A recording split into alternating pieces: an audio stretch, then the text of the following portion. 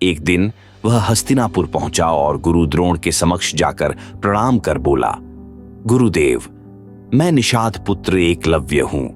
मैं आपसे धनुर्विद्या सीखना चाहता हूं। कृपया मुझे अपना शिष्य बना लीजिए।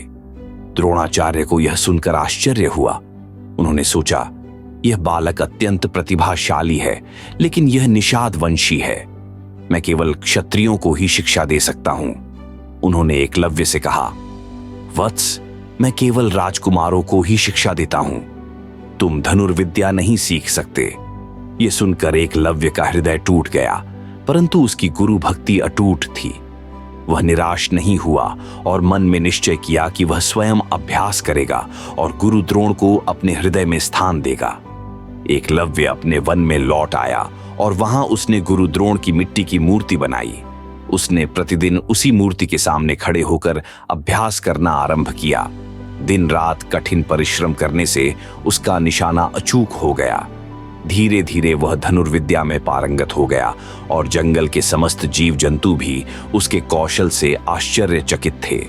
कुछ वर्षों बाद एक दिन गुरु द्रोण अपने शिष्यों के साथ जंगल में आए।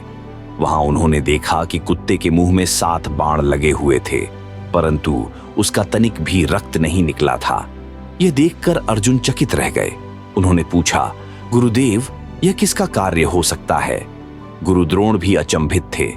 तभी उन्होंने एकलव्य को धनुष पकड़े देखा। उन्होंने पूछा, वत्स, तुम कौन हो और तुमने यह विद्या कहां से सीखी? एकलव्य ने श्रद्धा से उत्तर दिया, गुरुदेव, मैं आपका शिष्य हूं। मैंने आपकी मूर्ति बनाकर आपकी कृपा से यह विद्या अर्जित की है। यह सुनकर अर्जुन के मन में ईर्ष्या उत्पन्न हुई। उसे लगा कि यदि एकलव्य इतना महान धनुर्धर बन गया है, तो वह सबसे श्रेष्ठ धनुर्धर कैसे बनेगा? अर्जुन ने गुरु द्रोण से कहा, गुरुदेव, आपने तो कहा था कि मैं आपका सर्वश्रेष्ठ शिष्य हूं, परंतु यह निषाद पुत्र तो मुझसे भी श्रेष्ठ है। गुरु द्रोण को यह समझते देर न लगी कि यदि एकलव्य जीवित रहा तो अर्जुन को सर्वश्रेष्ठ धनुर्धर नहीं माना जाएगा।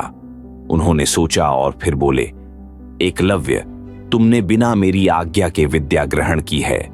यदि तुम मुझे अपना गुरु मानते हो तो तुम्हें गुरु दक्षिणा देनी होगी। एकलव्य ने विनम्रता से सिर झुकाकर कहा, गुरुदेव, आज्ञा दीजिए, मैं अपना सर्वस्व अर्पण करने को तैयार हूं। गुरु द्रोण ने कठोर वाणी में कहा, मुझे तुम्हारा दायां अंगूठा गुरु दक्षिणा में चाहिए। सभी लोग स्तब्ध रह गए। एकलव्य के लिए यह जीवन का सबसे कठिन निर्णय था, क्योंकि धनुर्विद्या के लिए अंगूठा सबसे महत्वपूर्ण होता है, परंतु उसके मन में कोई द्विधा नहीं थी। उसने बिना किसी संकोच के अपना दायां अंगूठा काटकर गुरु द्रोण को अर्पित कर दिया और मुस्कुराते हुए बोला, गुरुदेव, अब मैं आपका सच्चा शिष्य हूं। गुरु द्रोण और उनके शिष्य इस अद्भुत त्याग को देखकर अवाक रह गए। एकलव्य ने अपने अंगूठे का दान देकर गुरु भक्ति का अनुपम उदाहरण प्रस्तुत किया।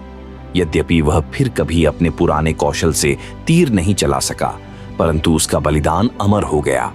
आज भी एकलव्य की गुरु भक्ति को दुनिया में सबसे श्रेष्ठ उदाहरण के रूप में याद किया जाता है।